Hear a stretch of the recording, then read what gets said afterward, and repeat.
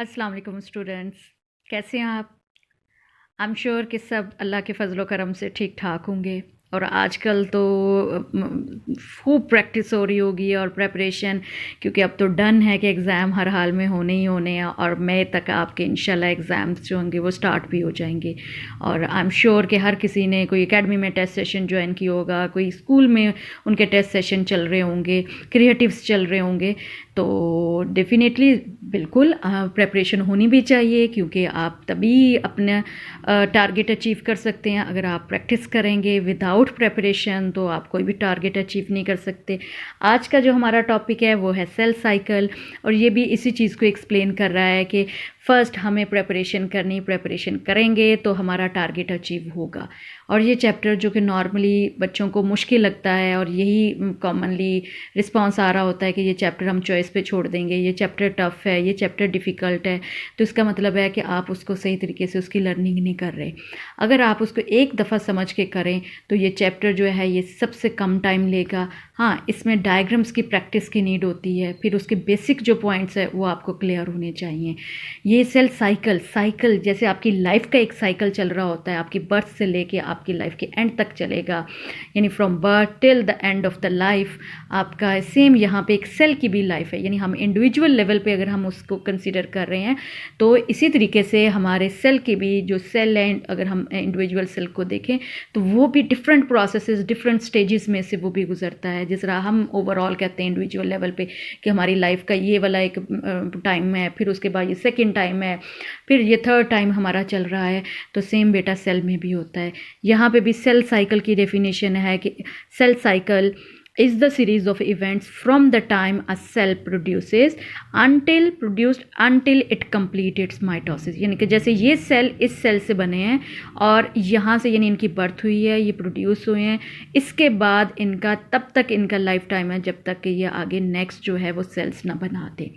और ये जो सेल साइकिल है ये बेसिकली दो मेजर फेजेस हैं इसमें, एक इंटरफेज है and second one is mitotic phase. Interphase है preparatory phase, this phase is also known as preparatory phase. इसमें प्रेपरेशन होती है, जैसे कोई इवेंट ऑर्गेनाइज करना है और उसमें प्रेपरेशन होती है, कोई वेडिंग इवेंट का ले लें, कोई पार्टी कुछ भी करना है तो आपकी प्लानिंग और प्रेपरेशन बहुत पहले शुरू हो जाती है।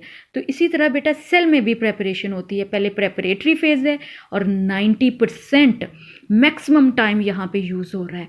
और जो माइटोटिक है जिसमें सेल ने डिवाइड करना है वो सिर्फ 10% उसका टाइम लेता है।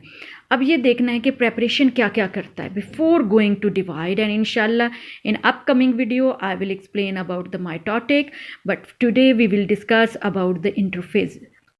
इंटरफेज में आप कौन कौन सी हैं, क्योंकि जब इंटरफेज स्टार्ट होता है लाइक अब ये सेल है, जब ये डिवाइड होता है पहले डेफिनेटली इमेच्योर होता है, आहिस्ता आहिस्ता वो ग्रो करता है, वो मेच्योर होता है, फिर एक टाइम आता है कि now it's time to divide. और उस जब वो टाइम आता है उससे पहले वो प्रेपरेशन स्टार्ट करता है।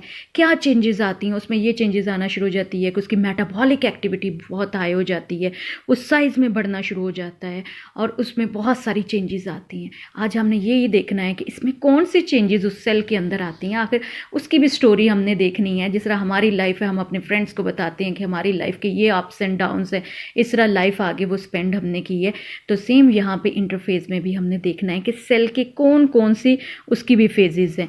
Number 1 phase which is known as G1 phase, right, and second is S phase and the third phase is G2 phase।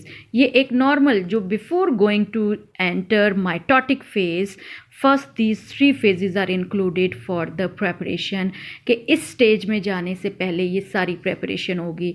ठीक है, इसमें एक एक्सेप्शनल मैं उसको कहती हूँ कि like if the cell will not divide then there is exceptional phase which is known as G0 phase.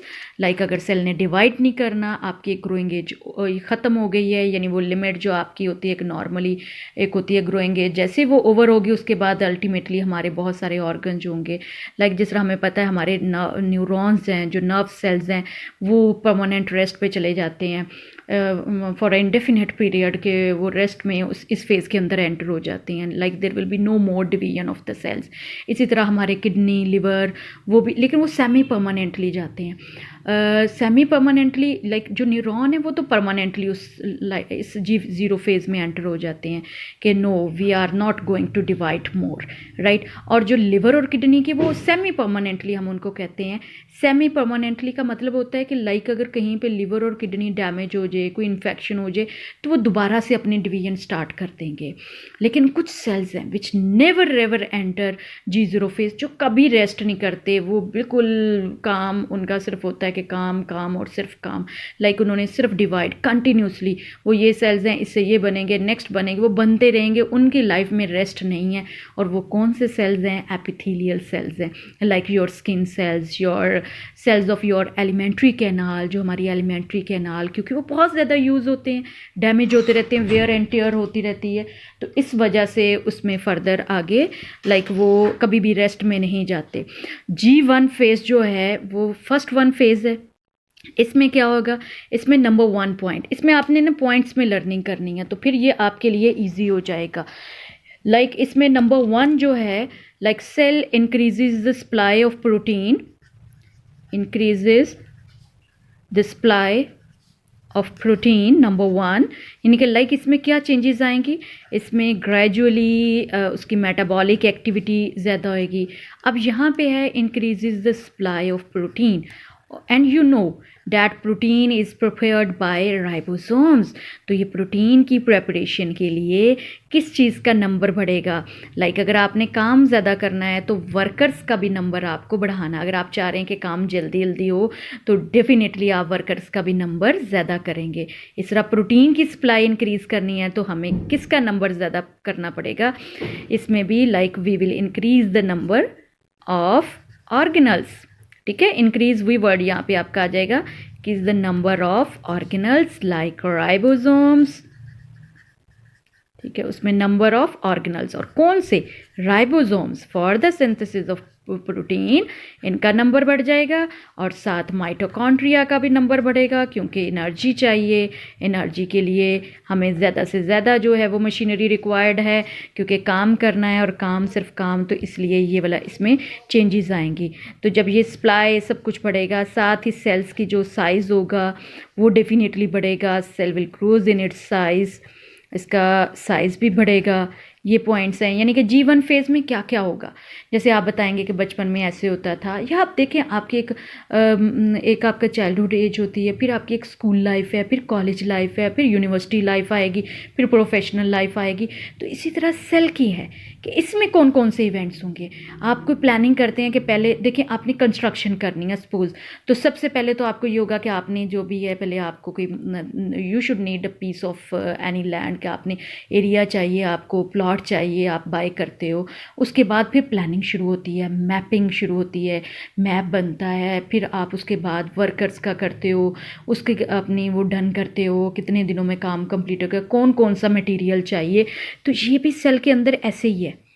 ठीक है, इसमें क्या होगा? प्रोटीन के सप्लाई, उसके लिए राइबोसोम्स और माइटोकॉन्ड्रिया का जब नंबर बढ़ेगा तो खुद ब खुद उसका सेल का साइज भी बढ़ेगा, क्योंकि स्पेस ज़्यादा चाहिए। इससे आप याद रख लें। And there will be also synthesis of enzymes. ठीक है, there will be also synthesis of enzymes which are required, यानी ये लाइक एंजाइम्स इसमें प्रिपेयर होंगे, लेकिन ये एंजाइम्स आगे एस फेज़ के लिए रिक्वायर्ड हैं, because these enzymes are required for the S phase. अब लाइक ये क्लियर हो गया आपको? आई थिंक सो ये यहाँ तक आपको समझ आ गया होगा कि ये किस तरीके, आपने ये पॉइंट्स कर लेने। अब आपको आ जाए list down the events of G1 phase, you will write these events and then you will get full marks that what happens in G1 phase. Is that clear? क्योंकि ये स्टार्ट है, स्टार्टिंग पॉइंट है, G1 phase है। उसके बाद जो next phase है that one is S phase. अब S फेज़ क्या होता है? S फेज़ में होती है duplication of chromosomes, right. But for the duplication of chromosomes इसमें क्या होगा? There will be duplication of chromosomes. अब डुप्लीकेशन, क्योंकि सेल ने डिवाइड करना है, जैसे ये देखें, अब इस सेल ने डिवाइड करना है तो मटेरियल तो भाई सेम सेम जाना चाहिए। सपोज अगर इसके पास गोल्ड जा रहा है तो गोल्ड इसके पास भी जाना चाहिए, अगर इसके पास सिल्वर जा रहा है तो सिल्वर इसके पास भी जाना चाहिए। तो इसके लिए क्या होएगा कि मटेरियल को कैसे ये इक्वली डिवाइड करेंगे। अगर वो नंबर ऑफ क्रोमोसोम्स 46 है तो वो कैसे सेम इन्फॉर्मेशन, यानी उसको भी 46 क्रोमोसोम्स मिलने चाहिए, उस सेल को भी 46 मिलने चाहिए। तो इसके लिए क्या होएगा, first of all there will be duplication of chromosomes. जब डुप्लीकेशन होगी तो फिर सबको सब कुछ मिलेगा, डुप्लीकेशन ऑफ क्रोमोसोम्स, राइट। अब ये इस डुप्लीकेशन के लिए एंजाइम्स, ये वाले these enzymes are used. There will be the synthesis of enzymes which are required for the duplication of chromosomes. Chromosomes का आपको स्ट्रक्चर लाइक जब स्टार्ट में होता है तो उसमें इस तरीके से chromatid होता है, ठीक है। There is only and only one chromatid, but in this phase what will happen, there will be the duplication of chromosomes. How you can see over here that there will be the duplication of chromosomes, right? ये आपको नज़र आ गया कि किस तरीके से उसका second sister chromatids भी बन जाएगा। नाउ इट लाइक अगर मैं इसको कहूँ आप डिवाइड करें, नॉट पॉसिबल, क्योंकि ये तो ऑलरेडी वन सिस्टर क्रोमाटिड है, तो ये कैसे हाफ होगा कि सेम इन्फॉर्मेशन जाए। तो पहले इसकी एग्जैक्ट कॉपी इसके साथ आएगी, सेम इन्फॉर्मेशन, लाइक इसके पास अगर आई कलर है तो इधर भी सेम इन्फॉर्मेशन है। तो जब ये सेपरेट होंगे तो दोनों सेल्स के पास सेम इन्फॉर्मेशन जाएगी। अब हमारा जो नेक्स्ट है that one is the G2। अब G2 क्या है, ये सेकेंड गैप है, क्योंकि ये फर्स्ट गैप था, G1 को हम फर्स्ट गैप कहते हैं, G2 is the second gap. अब इसमें क्या होगा, in G2 there will be synthesis of protein, synthesis of protein which is required for what, which is required for mitotic phase, right? This protein is needed for what, for the formation of spindle fibers, क्योंकि spindle fibers भी protein के बनते हैं।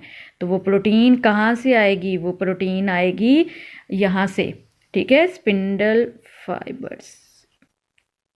असल में हाथ में cell phone पकड़ा होता है तो प्रॉब्लम हो रहा होता है।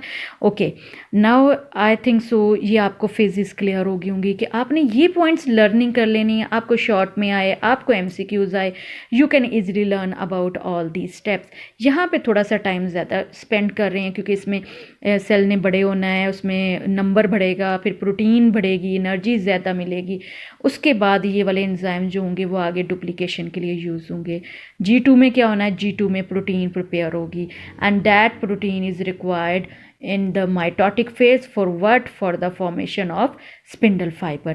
और ये वाली जो फेज़ है जो मैंने आपकी ये डॉटेड लाइन के साथ जो एक्सेप्शनल फेज़ है, this phase is a rest phase.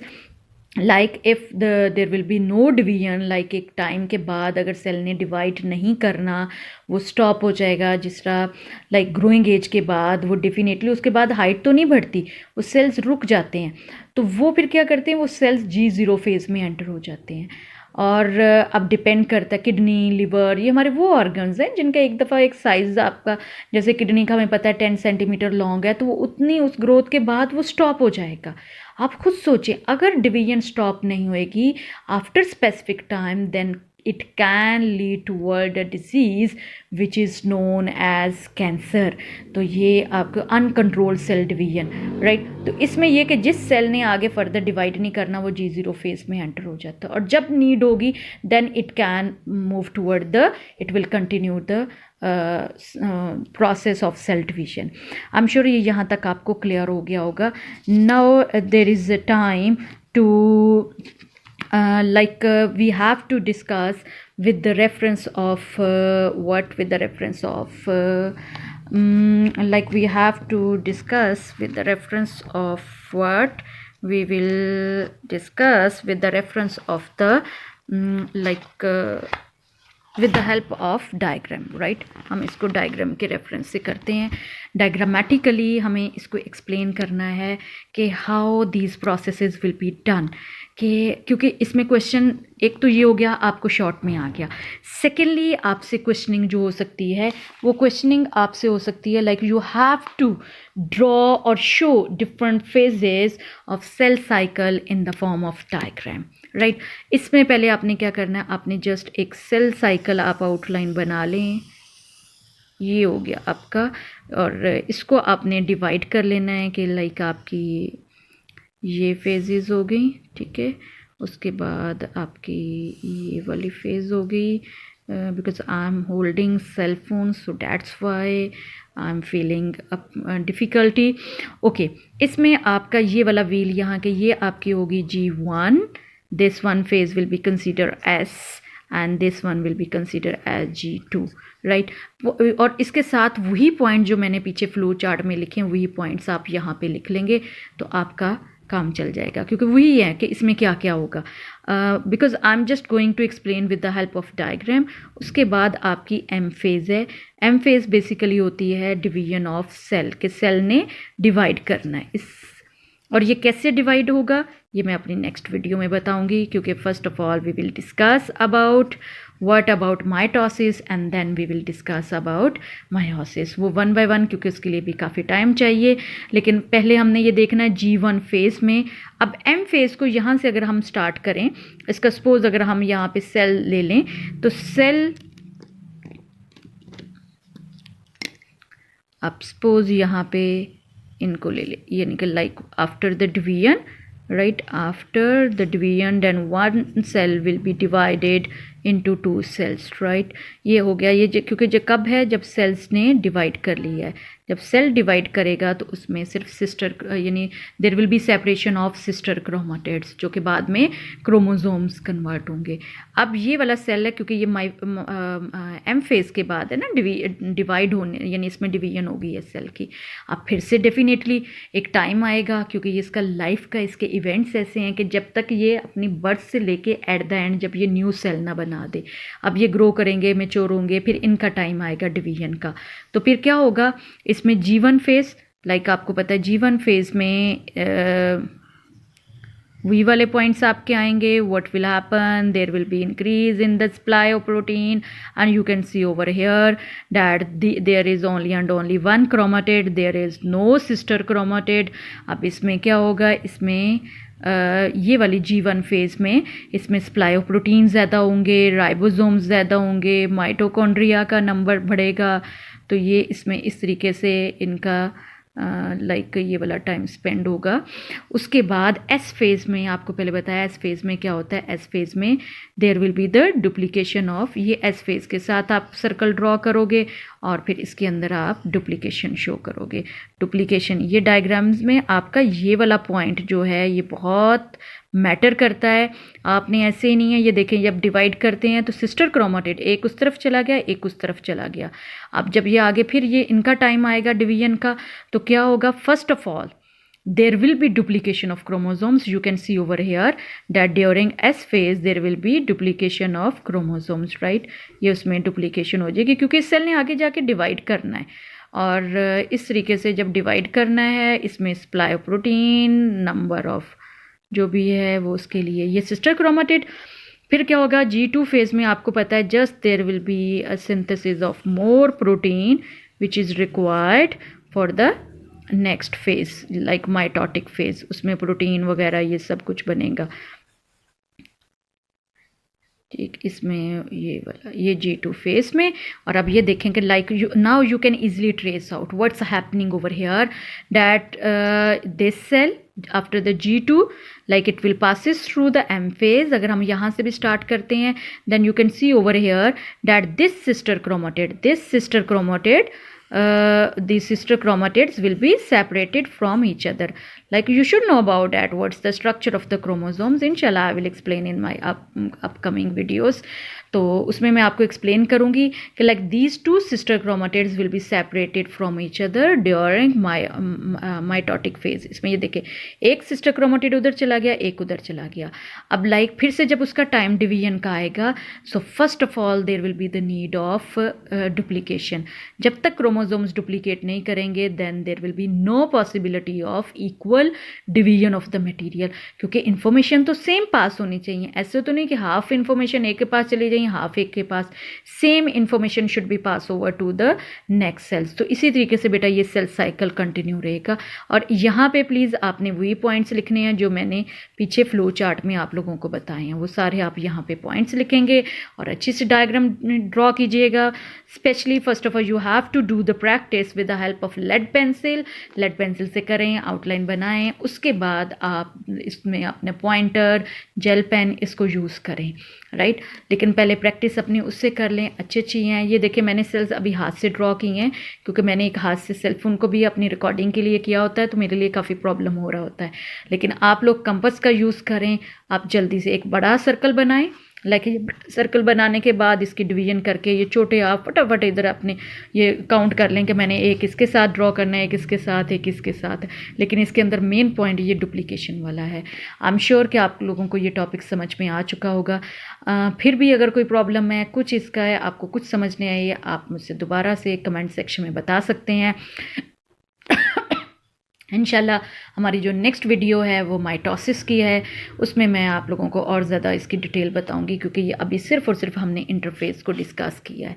ये प्रेपरेटरी फेज़ है, आप खुद देखें कैसे उसकी प्रेपरेशन होती है बिफोर गोइंग टू डिवाइड। कि डिवाइड होने से पहले उसमें सारी प्रेपरेशन होती है, और 90% टाइम इसमें यूज़ होता है, सिर्फ 10% इसमें यूज़ होता है। एंड इंशाल्लाह in upcoming video we will discuss about this thing. And if you are new at my channel, then must subscribe as well as like my video and share with your fellows। इसमें आप जितना ज़्यादा share करेंगे और आगे इसको spread करेंगे, definitely उन बच्चों का भी बेनिफिट होगा जिनके पास ट्यूशन की नहीं, या जिनके पेरेंट्स परमिशन नहीं देते कि वो कहीं और जाके या किसी कोचिंग सेंटर को ज्वाइन करें, तो वो डेफिनेटली इस तरह उन बच्चों की भी हेल्प हो जाएगी। क्योंकि मेरा ये है कि मैंने ये, आप समझें कि मैं ऑनलाइन ट्यूशन ही की तरह जिस तरह होता है आप लोगों को ये फैसिलिटी प्रोवाइड कर रही हूँ। अगर मेरा ये वीडियो आपको पसंद आए तो इसको लाइक भी कीजिएगा, शेयर भी कीजिएगा, और अगर आप मेरे चैनल पर नए हैं तो मेरे चैनल को सब्सक्राइब भी कीजिएगा। ओके, अल्लाह हाफिज़, टेक केयर। इंशाल्लाह we will meet in the next video. Okay, अल्लाह हाफिज़।